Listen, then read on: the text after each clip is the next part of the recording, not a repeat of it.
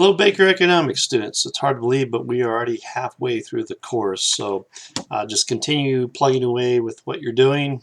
Nice thing, kind of down the hill, just doing 2 chapters a week. So this week we're going to do chapters 27 and 28, kind of look at the Federal Reserve, monetary policy, and ideas associated with money. So I'll go ahead and just start off with kind of both chapters. But again, everybody's doing a good job in the forum discussion, so just keep that up. Like I said, I'll try to jump in once in a while. Some weeks I'll be able to jump in more than others, but everybody's doing a good job, and I really appreciate the work that you all are doing with that. So a good way to document, create an artifact of your learning. So just before I get into the chapters, just some things going on this past week with the economy.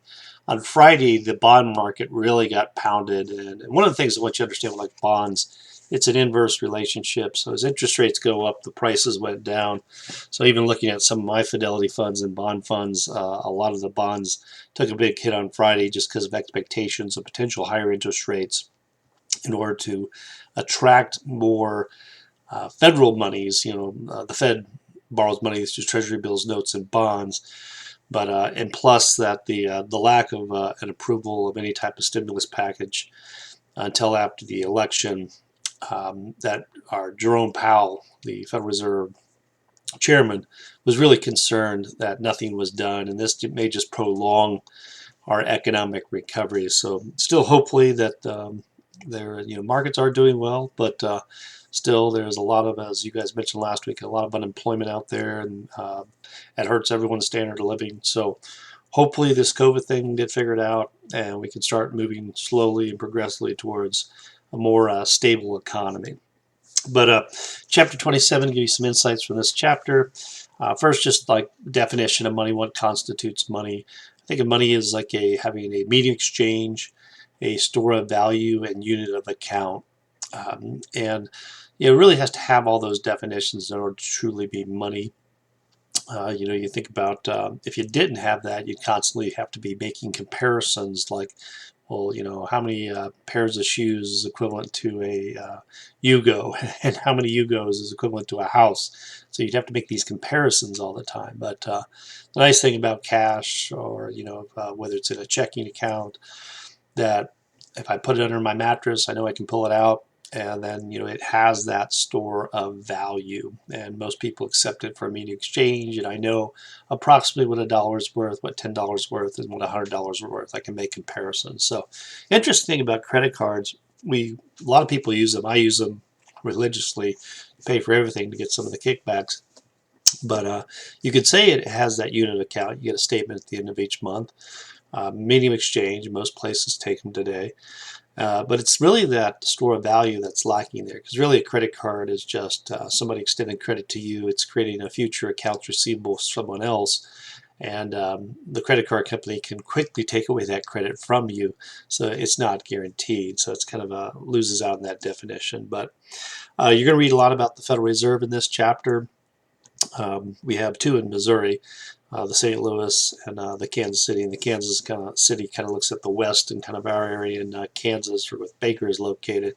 And really the 12 of them that were located in the different cities, a lot of it was just when the Fed was developed well over 100 years ago. That's just where a lot of the population was, like in the East Coast, and out in San Francisco is the main area. But that's why then we have branch campuses. There's like a branch in Denver. But the Fed, they're responsible for inspection of banks, recirculating new money into the local economies. They don't print the money. That's the Treasury Department. And the main thing is, they work with the private sector and banking. It's kind of a partnership. But the main is the monetary policy, and that's what you hear about a lot about in the news. And right now, with interest rates near zero, to try to keep borrowing costs low, it's all to try to stimulate the economy and make it a little bit easier for businesses and consumers. So you're going to read about the reserve requirement, the money multiplier, the tools of the Federal Reserve. 4 basic tools that the chapter talks about is the use of reserve requirements. The idea is theory that banks have to keep a certain percentage of their deposits on reserve.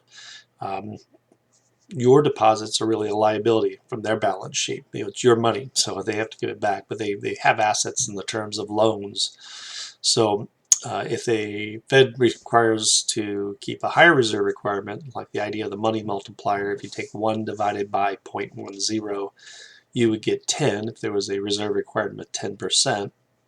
And that in theory says that any new deposit, say $1,000 deposit multiplied by 10, could create an initial $9,000 in money. It's not that it's creating more physical money, it's creating more loans, and that's what the creation of the money process is. It's more through loans.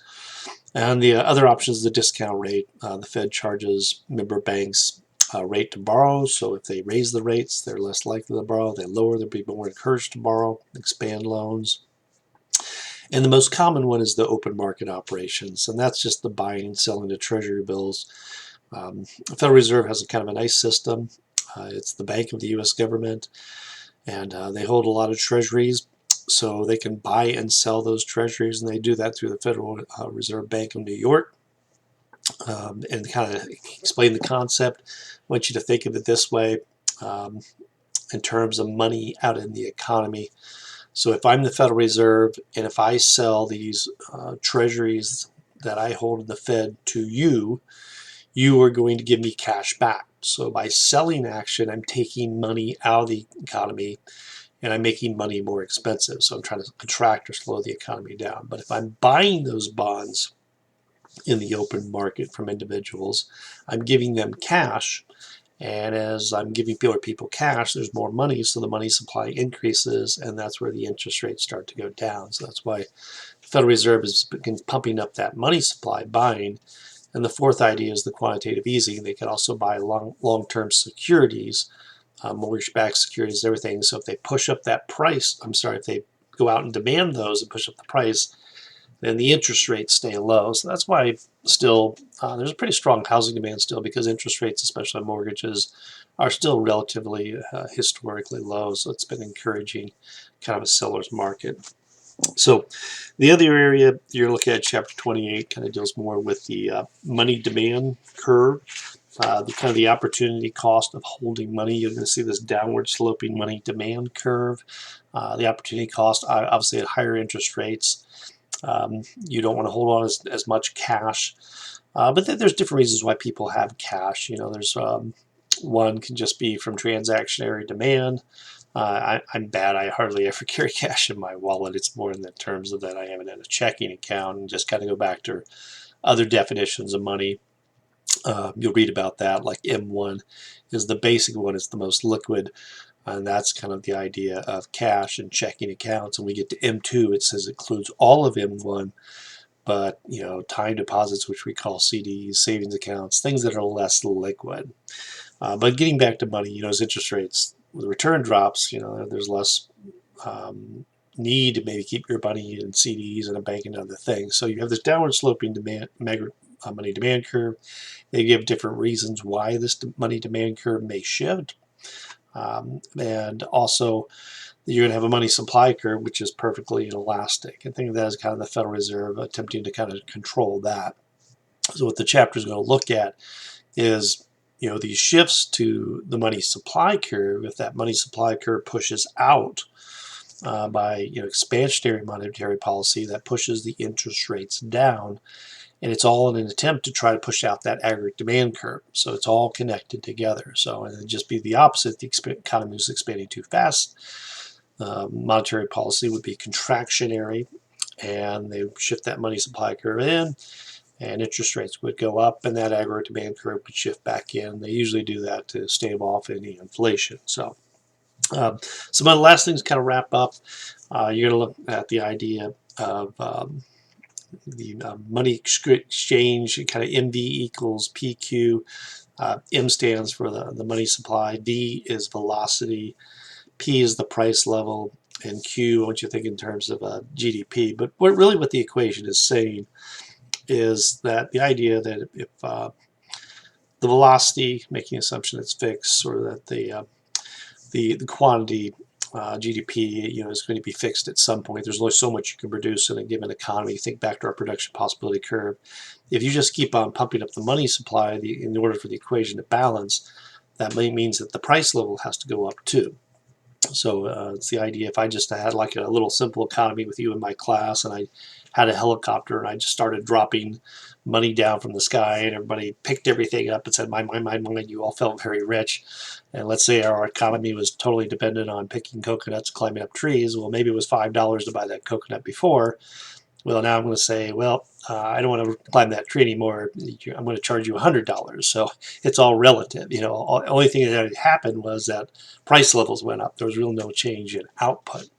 Well, that's something, the Fed and our economy has to be cautious about. But they mention these things at the end of the chapter about the cost of inflation, or the wealth effects, and you'll read a little bit more about those things. So hope you have a great week. Finish up the rest of the weekend. But if you do have any questions, do shoot me an email, and I will look forward to talking to you online. Take care.